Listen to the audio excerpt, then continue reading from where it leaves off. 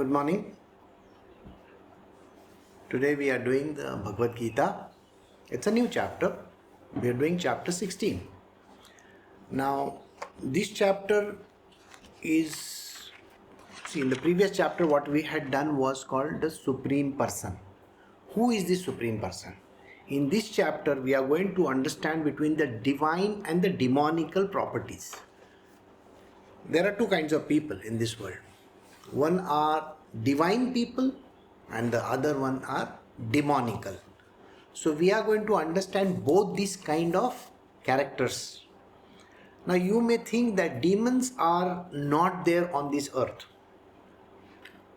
Please understand, all these creatures that we talk about, whether they are demonical, devilish, Rakshasi or whatnot, they exist as human beings amongst us.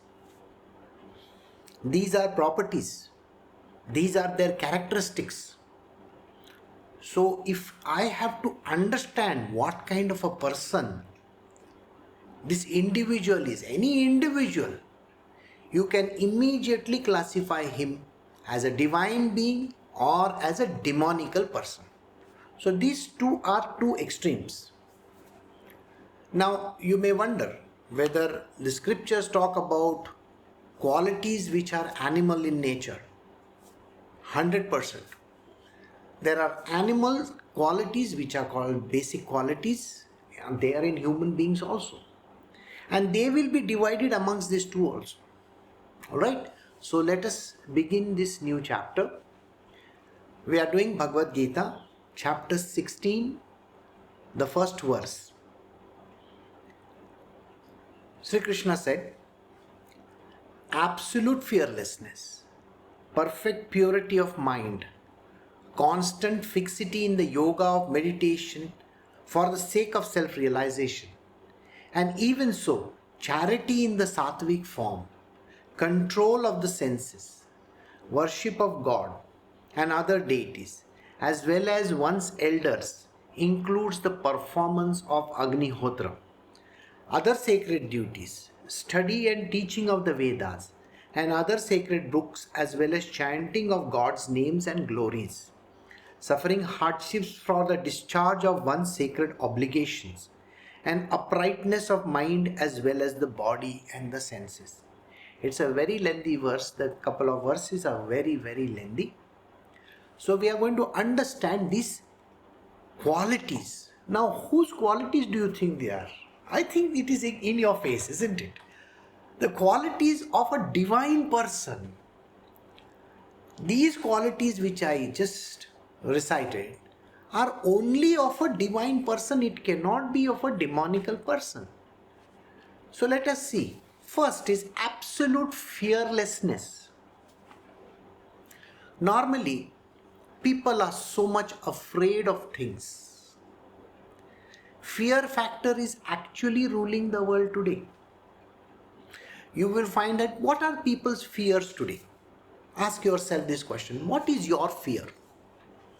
Some people are afraid that this disease which is there, the pandemic, is so terrible that it is going to kill them.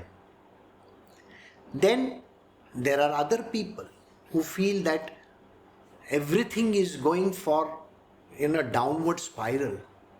There are no jobs. There is no money. It's the fear of lack of jobs or money. Then there is fear about relationships. People have relationships, like husband, wife, father, that is parents and children, and so on and so forth. All these relationships are living in fear.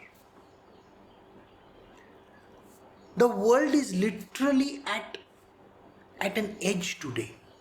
They are afraid of the next person. You can actually see it in the eyes of people. The fear is so much prevalent. People are afraid of the taxation, the laws. They are afraid of the security measures that are being taken. People are afraid of their data leaking online. Can you imagine all these things? Now this I am talking from the IT perspective.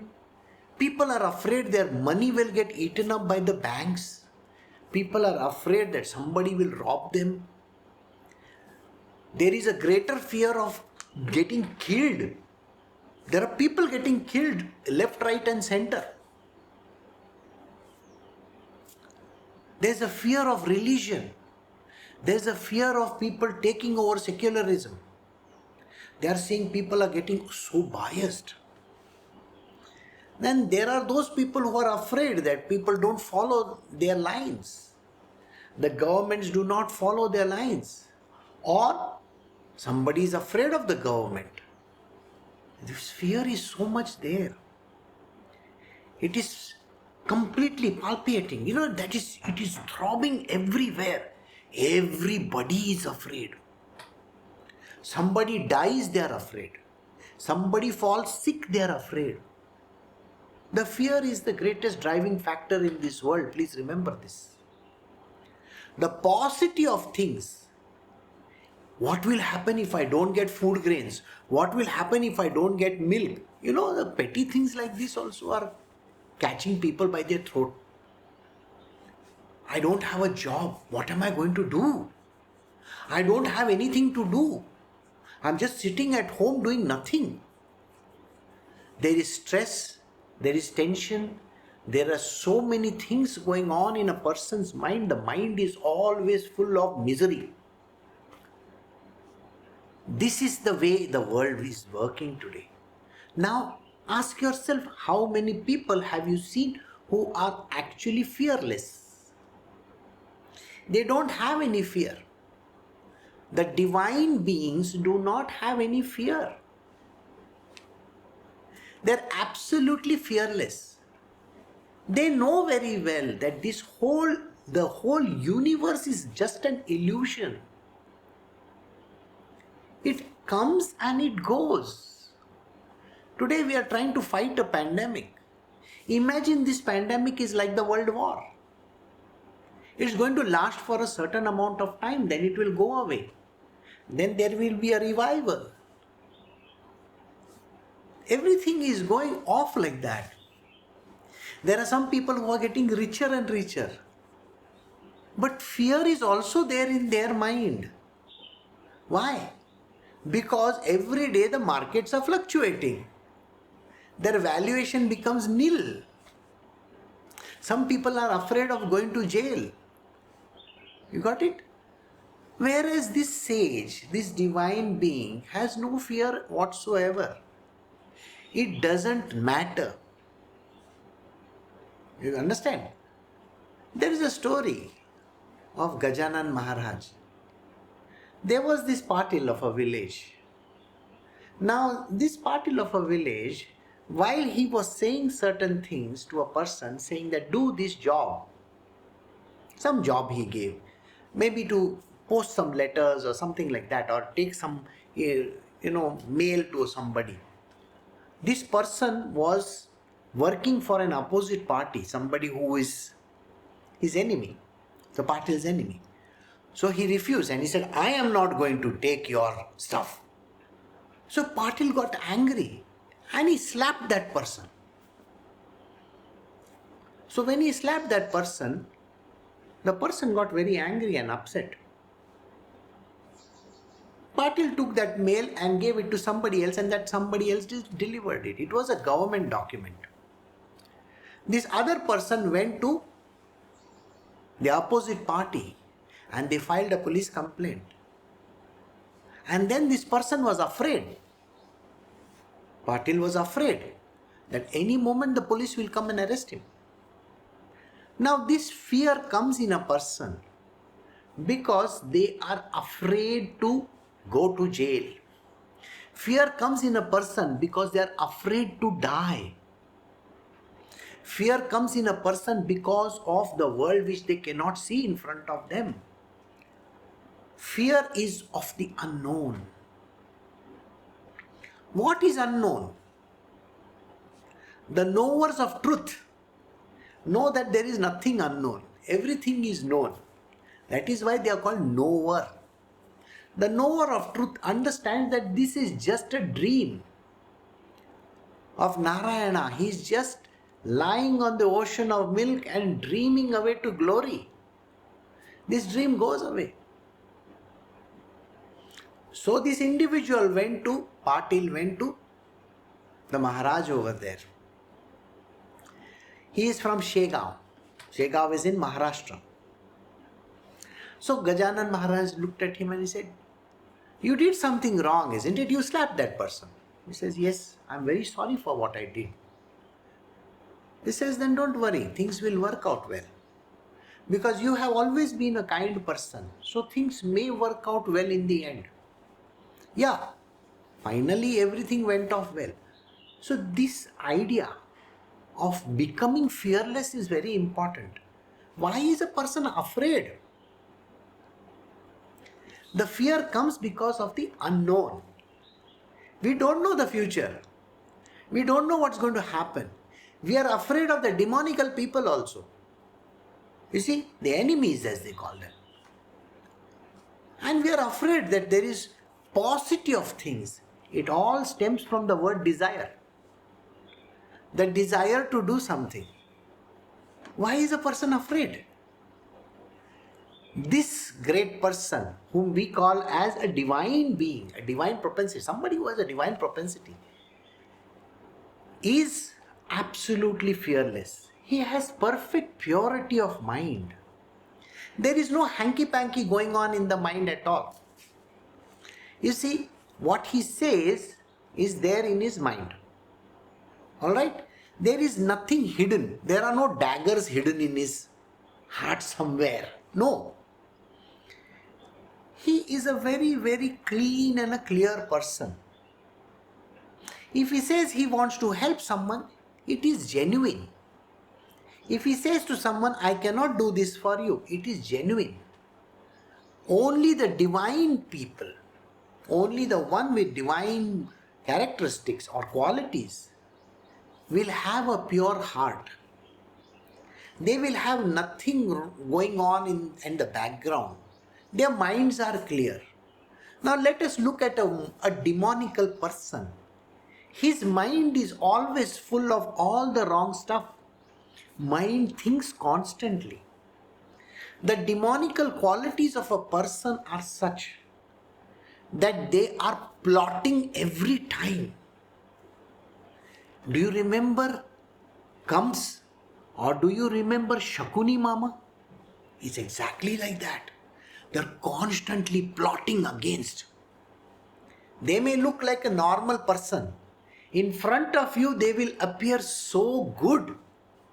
They will say, yeah, everything is fine, don't worry. But they don't have a pure heart. They even have the cheek to take the name of the Lord and swear by Him, saying that this is what I swear by God that I don't have anything bad going on. Constantly, the demonical person actually does this. I have seen so many people in my own life. They have sworn by the highest God that they can think of, their Ishta. Okay? They will swear, they will say, "I swear," It's such a common thing, The word "I swear" comes from childhood. "I swear, man. I promise, man." That kind of a thing. Children do, small kids. Have you seen? They are used to giving all kinds of lies. And the swearing that they do is having riders on it. That means they are not saying anything truth. If there is a clarity in your heart, there is no need to do anything. It will show up on the face. The face will be placid. It won't have even a frown. The eyes will meet your eyes. You see, a person who is of a clean and a clear heart will look at you in the face. He will have a very nice face. His eyes will be shining. They won't have deceit in them. A deceitful person always has his eyes down or looking here and there. Have you noticed? People, those who have, corruption in their heart, Literally deceit hidden everywhere. They will not even look at you. They will keep on. They're shifty-eyed people, they are called. Shifty-eyed. Their actions are going to be like this, They will be fidgeting all the time. This is the way in which demonical qualities are. One who has a quality of the divine has perfect purity of mind, constant fixity in the yoga of meditation for the sake of self-realization. This person's constant endeavor is towards self-realization. Every talk, every step, every action that this person takes is only towards realizing the self. See, when they say yoga of meditation, the term meditation is a misnomer.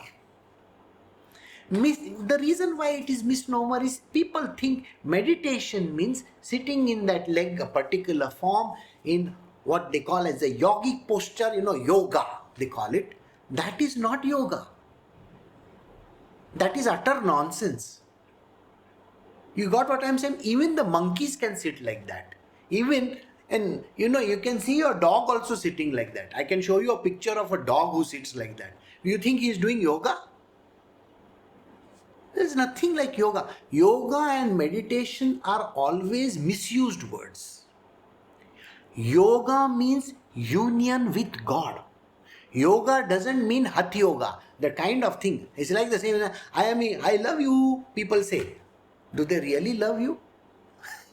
The word love is always misused everywhere, isn't it? You see all these videos and all, the person comes and says, I love you. He says this to every girl. Do you think the word love is correct over there? It's not right. Like that, the term yoga is misused everywhere.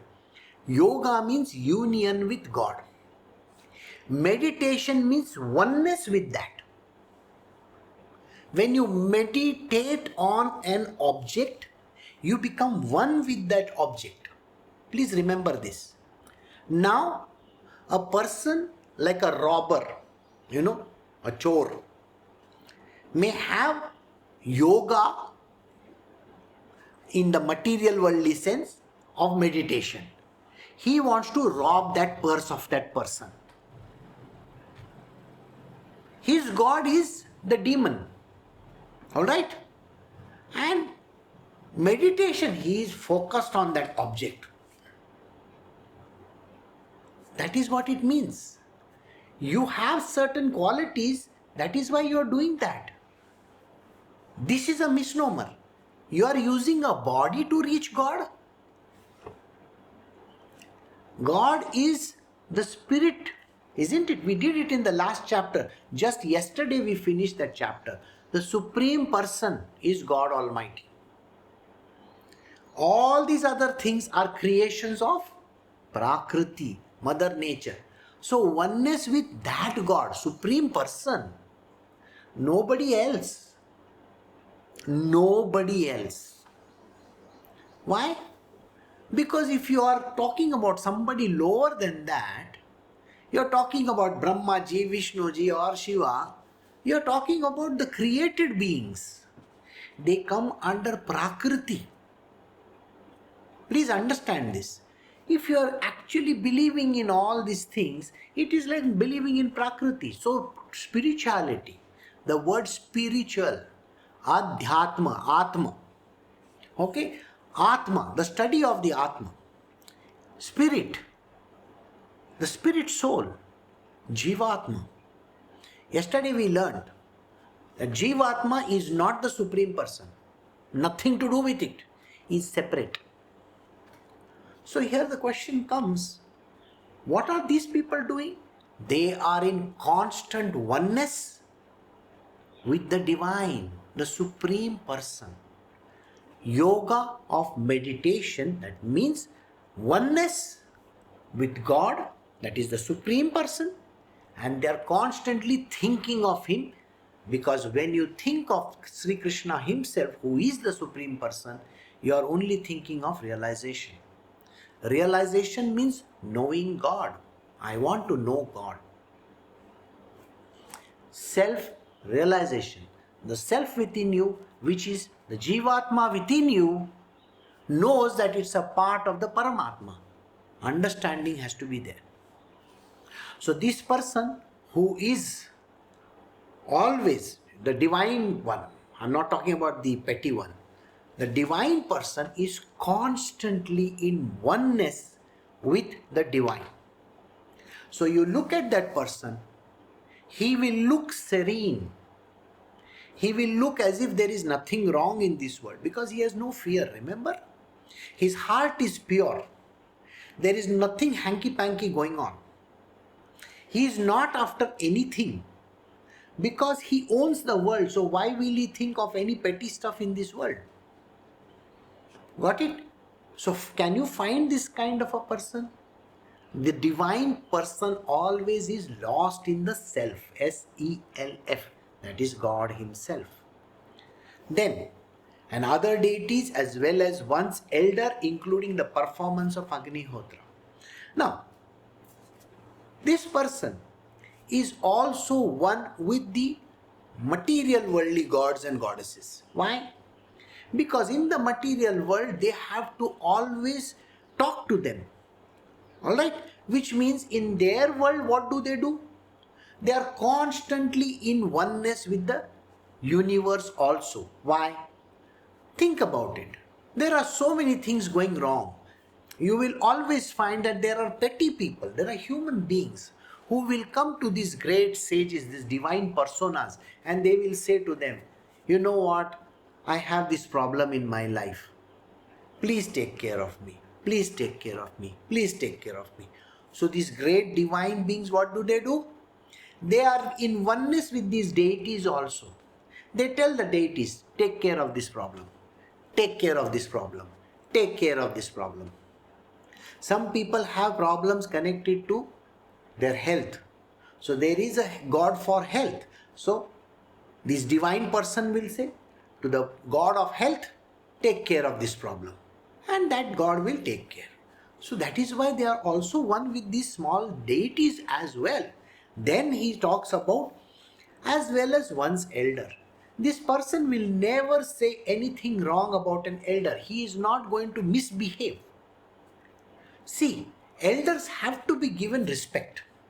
You have to respectfully be with them. Even if the elder is a demonic person. Do you remember the case of Prahlad? Prahlad never misbehaved with his father. Prahlad's father was Hiranyakashyap, isn't it? Right? They are from a demonical family. Though Prahlad was born over there, he never misbehaved with his father. Whatever his father said, he said, accepted it and did accordingly. So, the father is the elder, the grandparents or whoever they might be, they are elderly people. So we have to respect all of them. If it's a matter of touching their feet or taking their blessings, it's okay. You can do that. No Hiranyakashyap can change a divine person, can destroy a divine person. Remember this. No Hiranyakashyap can destroy any Prahlads of this world. Those who are one with Krishna can never get destroyed because Krishna takes care of them constantly. Please remember this. So, including the performance of Agnihotra and other sacred duties. What are the sacred duties that we have in the material world? Now let me start from the material worldly duties and then we come to our own duty. First and foremost, looking at today's day and age, can you understand what is your duty today? Your duty is to keep the environment safe. Don't you think so? You owe it to the planet. So kindly ensure, in today's day and age, I would see to it that I will wear a mask and go out. Alright? I will take all the precautions not to go in a crowd. Because this is a crowd where the whole thing spreads. Can you imagine more than 2 days ago 250,000 and today it is nearly 500,000 people suddenly down with corona. India is contributing massively to this coronavirus thing, which is wrong. We can keep on blaming oxygen supply, this supply, that supply, everything. No, precaution is important. Stay at home. You owe it as a duty. You owe it as a duty to this universe, to every good person on this planet Earth. Because everybody wants to be safe, isn't it? So stay away from public places. Don't try to say, I have to go. People have planned prayers, they have planned temple visits, they have planned even vacations. Some people have planned weddings, some people have planned grand occasions, these election campaigns and this and that. They are contributing a lot towards this problem. We have to stay away from these kind of places. Don't go for rallies and all. Stay safe. That is a duty of a citizen. Take the shots when it is given. Like say for example, all those who are below 45 or something like that, I don't know the exact age, but they are entitled for taking a shot now after the 1st of May. So you should go for that. Don't say, I don't want to go. No, you have to do it. And in time, see, there is a certain queue system which we have to adopt. So we have to adopt. This is a duty of a human being, of a citizen of India. Likewise, the citizens of this world. Now you got to help. Now let us say you have a lot of oxygen supply. You have a lot of, vaccines. Distribute them amongst the poor people. Distribute them to poor nations. Those who cannot afford, we have to give them. These are duties. So understanding the duties are important. Now let us say, for example, what are the other duties that we have? The one with the environment. Why are we throwing trash outside? Recycle the trash. Don't use plastic. These are basic things which you have to understand. Please understand this. Don't use artificial methods. Today we have so much of e-waste going on. The e-waste is gathering. Take the case of cell phones. A person from 2007, 8, 9, 10, whatever, till today must have bought at least 5 or 10 phones. What have you done with them? Ask yourself. Old computers, old electronic gadgets that you had, we have to recycle all of them. Otherwise, they can harm the environment. The plastic which we get for all our daily needs, please do not throw the plastic anywhere and everywhere you feel like. No, don't do that. It is very harmful. Don't burn the crops. See, in today's day and age, people are burning. They are still following ancient methods which somebody has taught them. Burning is harming the environment. Please remember this. So why burn? Why can you not create mulch with it? Mulching is a very, very important phenomenon. You don't have to buy fertilizers from outside then. Use natural methods of farming. Can you understand all these things? These are your duties. Perform them. Now let us come to the family and to the people around us. The duties connected to the family are very important. We have to perform duties for our family. We cannot say, I'm not going to take care of you. We have to take care of each other. Duty is towards your parents, your family members and everybody. You have you have 100 rupees, they have 0. You please give them something. It's important to give. Giving is important. So these are material worldly duties. Now the sacred duties. Please remember one thing. At the end of the day, nobody knows how these whole things happen. No worldly scientist in this material world can say what is going to happen. Everybody depends on the divine. Finally, at the end of the day, when people are dying, when there is so much of problems, we all go back to the divine and pray to the Lord. So we have to tell the Lord, be merciful on us. Ensure that we are doing our prayers on a daily basis. we had lost this ability to pray every day. In the last 50 years' time, I can assure you, people have stopped praying. Are you going to pray when somebody in your family gets coronavirus? Why not start praying today? Pray sincerely to God. Do whatever celebration that you do, say for all these functions that are there, that are going to be there in the future also, at home. Pray properly. Use this as a ground for setting up a future example for all the people, your young children. They should stand and pray to God. It is important. These are our sacred duties. Teach them some good habits. Tell them about the divine. Tell them about God. Tell them stories of Ramayana, Mahabharata, the Vedas, everything. Tell them about it.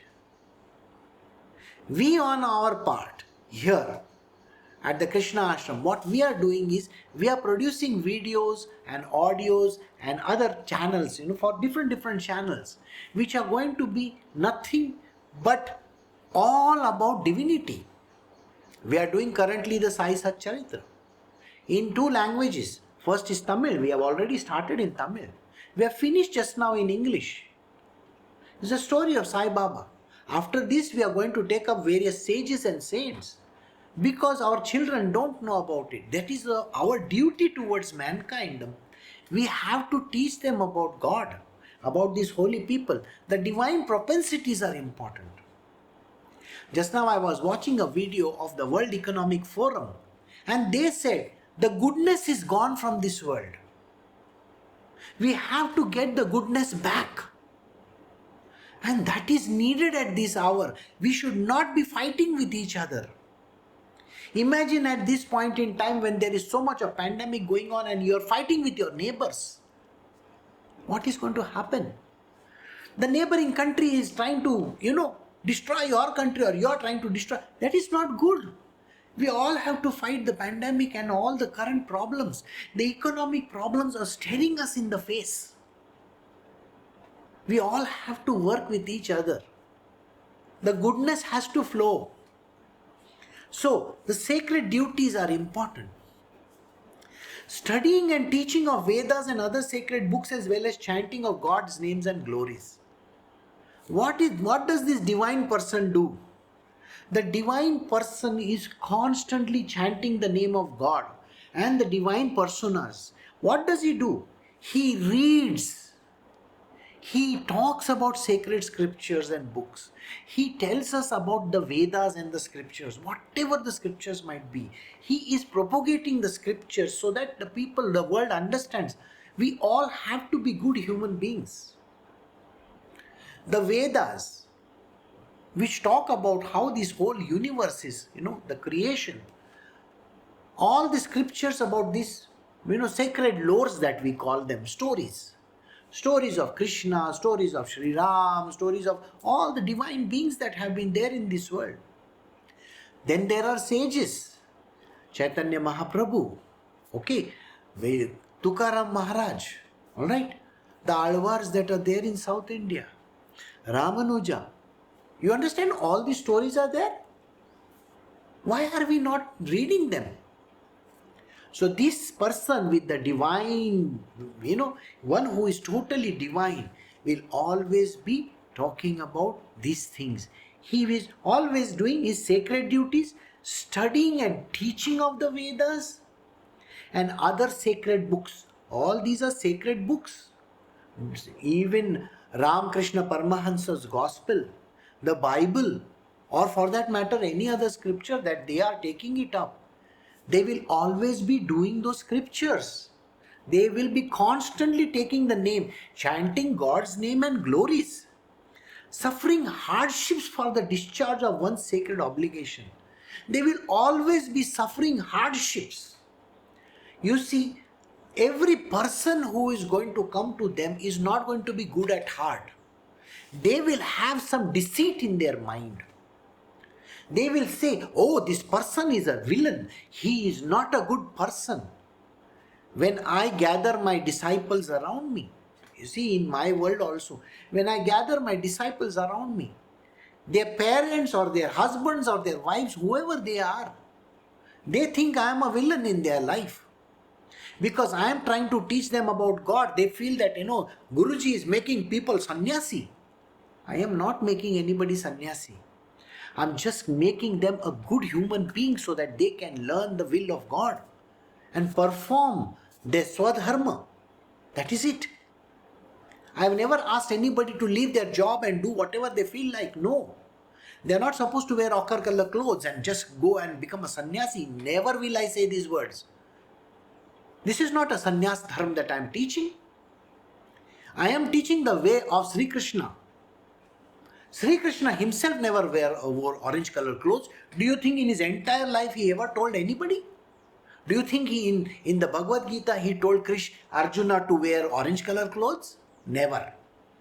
Even where Uddhava Gita is concerned, he never said to Uddhava, wear orange color clothes and become like this. No, he said if you want to be.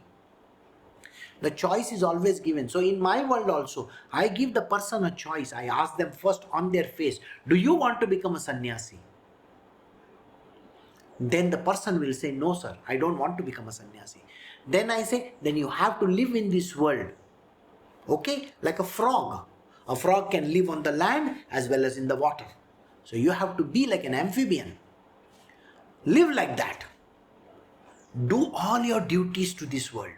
Every duty that you have, whether it is to this universe, the world around you, the environment or whatever, or your parents, your mother, father, whoever it might be, your husband, wife, children, yes. To the society, yes, you have to do those duties. And don't shirk away from them.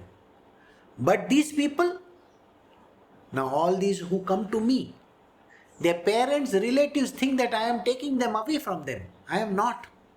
On the contrary, I am making them literally like Superman. You see, they have the will to live in this world and to fight this world if need be. They are going to be good charactered people. Have you ever seen Superman do anything wrong? No, he never does anything wrong. Never. So please remember this. These are supermen and superwomen that I am trying to tell them to be. In their own way. No, they are not going to wear a cape and fly in the air. Nothing like that. So please remember this. So here what I am trying to say is very simply this. That you have to be the best version of yourself. Okay? So that is what. And these great people, the people with divine propensities, they suffer hardship for the discharge of one sacred obligation. Their obligation in this world is to take the name of divine, to propagate the path laid down by Shri Krishna. Shri Krishna has laid down this path. This is called the Bhagavad Dharma. Alright? So propagating the Bhagavad Dharma is very sacred and important to those people. So as far as I am concerned, I am only interested in that. There are two things which I teach. One is to be on the path of Dharma. Always be righteous. And second is to be always doing your swadharma. Why are you here in this world? That dharma you have to fulfill. You may be whatever you might be. You may be a goldsmith also. Doesn't matter. Do the job of a goldsmith. Do it diligently. So these are the things. So they will always see to it that their sacred obligations are met. Uprightness of the mind as well as the body and the senses. They have uprightness of the mind. They don't have anything wrong going on in their mind. Every other person is, I am thinking in my mind. That is what they do. Thinking. What are you thinking? The people with evil propensities keep on thinking. The demonical type are constantly thinking. The first thing is, what's going to happen? I don't know. The whole world is crumbling. This is what the demonical people do. The divine people, they don't have anything going on in their mind at all. They are free from all the mind churning. That is why he says they have the uprightness of the mind. Whenever they think of the upside. They never look at the downside. If a person comes to them, they will always look at that person and know that this person has a good nature. So they will only tap into their good nature, not the evil one. The evil one, they will let it be. It doesn't matter to them. So they have uprightness of the mind. Whatever action that they do, whatever thing that they work out in this world with, they have the uprightness of the mind and their body. Their body is also pure. Their body is so pure that you can literally smell chandan and tulsi and all those things. Let me tell you this much. Their bodies are fragrant because their bodies are absolutely pure. Then their senses. With their senses, they are not going to do anything wrong. If they hear anybody talk bad, they will not listen to it. No. They will always be upright in their body, mind and senses. So this is the end of verse 1. Now I have given you so many qualities of a good human being who is divine in nature. And the opposite of that I have also given. An evil person who is demonical in character. So now we will go to the next verse. We are doing Bhagavad Gita, chapter 16, verse 2.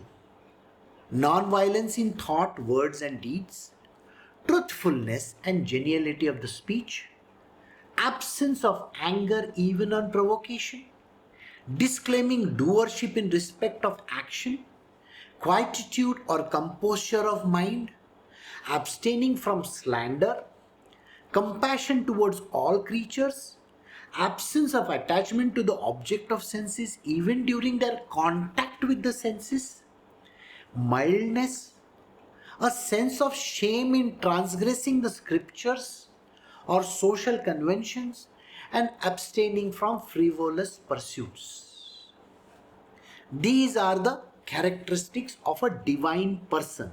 Let us go one by one. Non-violence in thought, words and deeds. Today we are celebrating Mahavir Jayanti in India.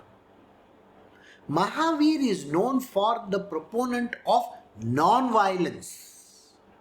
Even Mahatma Gandhi was known for non-violence. He started at Satyagraha. I am sure you know, all the Indians know about it. Mahatma Gandhi is a very well-known person. A true spiritual being with divine propensities, a divine person, will be non-violent in thought, words and deeds. A person will be totally non-violent. Now you may say, Krishna, who is propagating this, was also violent. No, he was not violent at all. When somebody came to do something to him, when there was treachery involved, when there was deceit involved, that time they are supposed to take action. Alright? So right in the beginning, okay, you can see all the people concerned. Right? You have heard about the people who came to kill Krishna. How many of them came to kill him? A lot of them. I'm not going to tell you all the stories of it over here. But yes, as a kid, okay, there were demons who came to feed him milk. Somebody who took him on their shoulder and went high up in the air. Somebody who tried to do something. Someone else tried to do something. Too many things. That is the story of Krishna. What did he do? He killed all of them. They had deceit and treachery in their mind. When even Kamsa called him and his brother, there was treachery in the mind of Kamsa. Naturally he had to kill him. Likewise, there were treacherous people. You know? But treachery is something which you should understand. Please understand, there has to be goodness of heart also. People keep on talking about, Karna and all those good things that he did. He was a very, very Danveer and all that kind of thing. But there is a story where it is written that when Abhimanyu was dying, he asked for water. Abhimanyu was his nephew, by the way, I am sure you know him. He was dying. He asked for water. Karna was standing over there. He did not give the water from a nearby pond to him. Why? Because there was Duryodhana. And if he gave water to Abhimanyu, he would have got into the bad books of Duryodhana. That is why he never gave. Even if it is your enemy, it is your duty to do good at the end also. Please understand this. You see, there is the Geneva Convention written for the war. Those who, you can go and Google it, Geneva Convention. There are certain rules and regulations we all have to follow in war. Karna did not follow them. And naturally he had to suffer. It is the same pond, the same lake where he refused to give the water. His wheels got stuck in it. Finally his end was there. So please remember one thing. The goodness of heart. You have to be non-violent in this world. There is no need of violence. Just because somebody else is doing something wrong doesn't mean that you have to do something wrong. So this great person, this divine being, will have non-violence in thought, words and deeds. Truthfulness and geniality of speech. There will always be truthful words coming from his mouth. That means whatever he says, that will be absolutely the truth. No falsehood coming from his mouth. See, the one who is so powerful and true, please remember this. These divine people, when they say even about the future, remember this. You may say the future has not happened.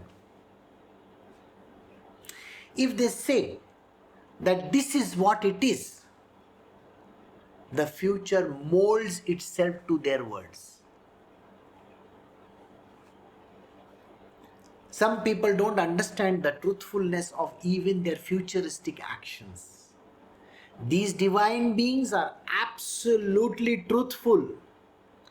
They are not telling lies at all. They have a speech which is very genial. They don't have a harsh speech. They don't talk in bad words. They don't say anything harsh to anybody in this world. Whatever the other person might have done, these divine beings have a geniality of speech. Their speech is so genial and kind, full of goodness. It's literally like sugar. You know, whatever the words that they speak will be very, very genial. Absence of anger even on provocation. Anger comes to a demonical person. Please remember this. Anger comes to a demonical person. The divine being will be provoked by these kind of demonical people. The demonical people, what do? They literally provoke that person. But a true divine being will not get angry even on the worst provocation. If you really have to be that divine person, you can never get upset with anybody or anything. Spontaneous reaction is different, but no carrying it. They will be even on the worst provocation. If you have to ever be with me, I always test people. I provoke them to no end. Because if you get provoked and if you show your anger, you have become a demonical person.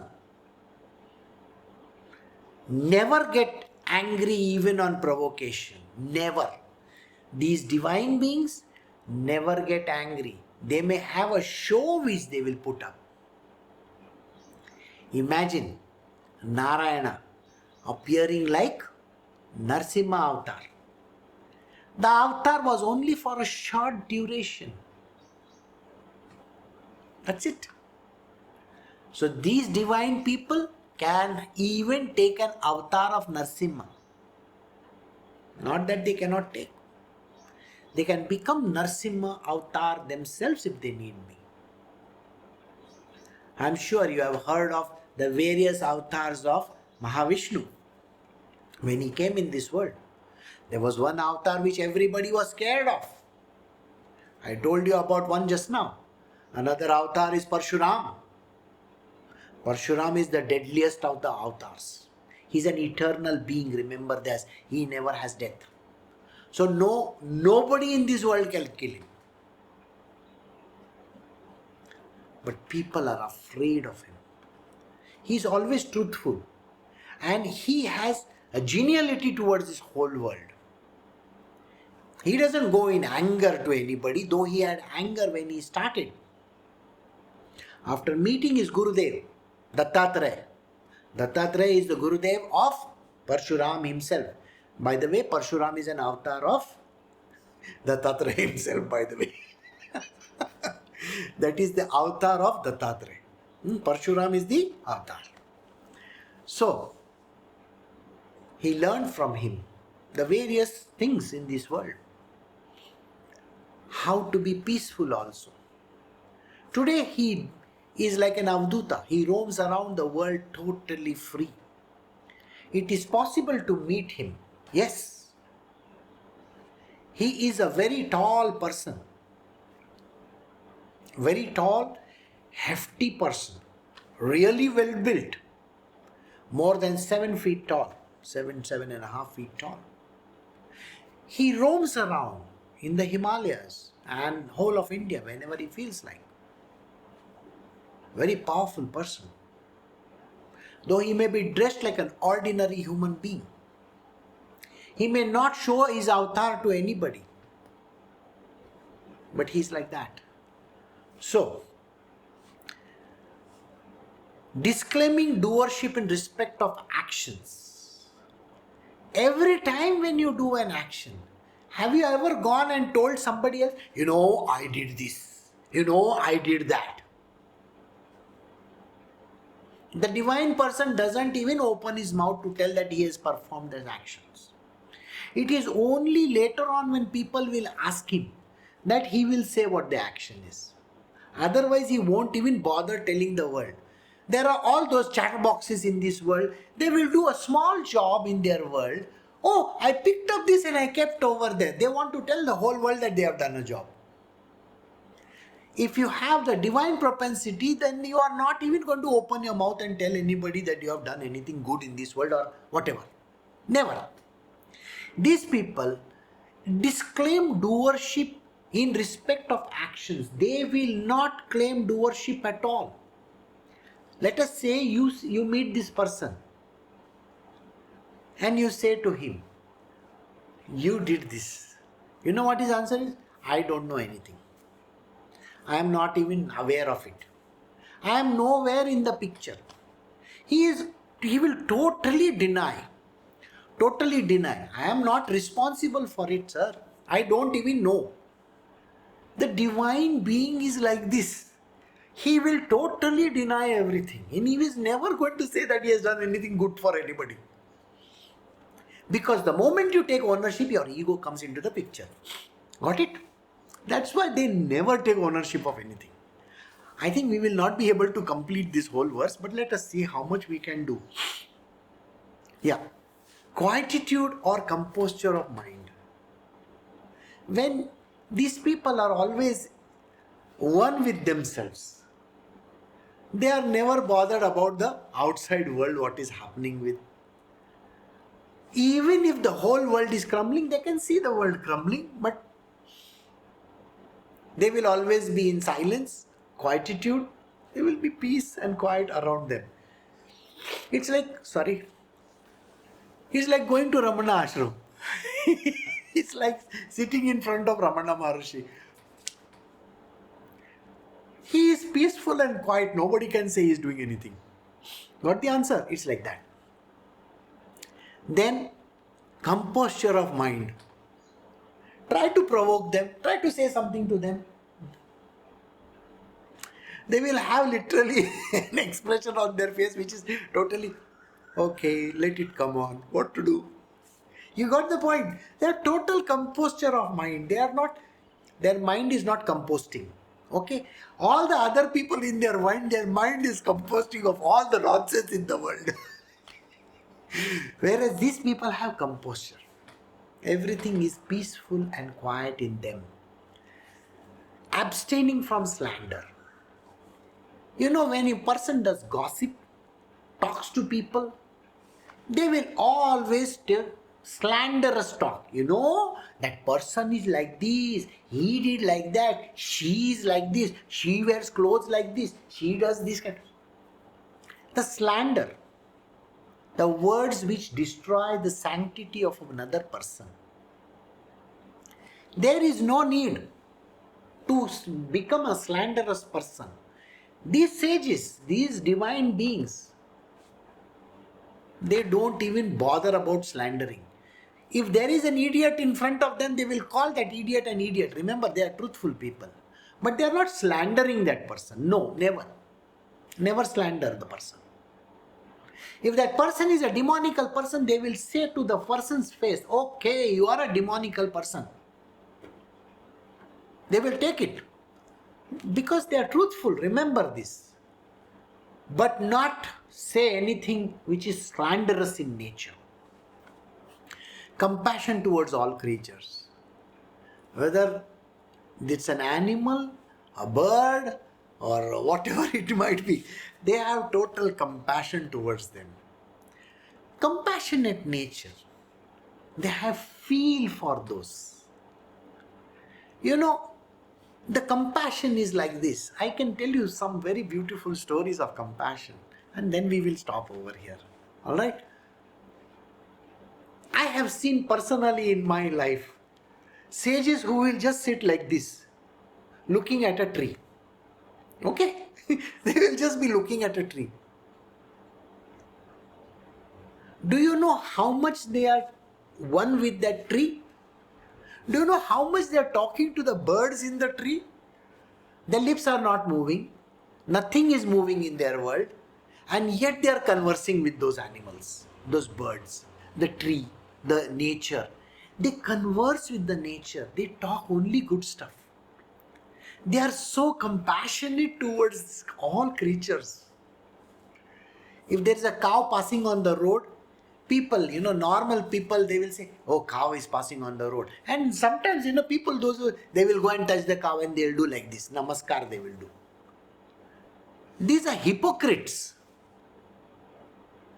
Okay? Or they will feel bad. Ah, that dog is dying, poor thing. That's it. That is all they will do. Whereas these great divine beings, they are very compassionate towards everything.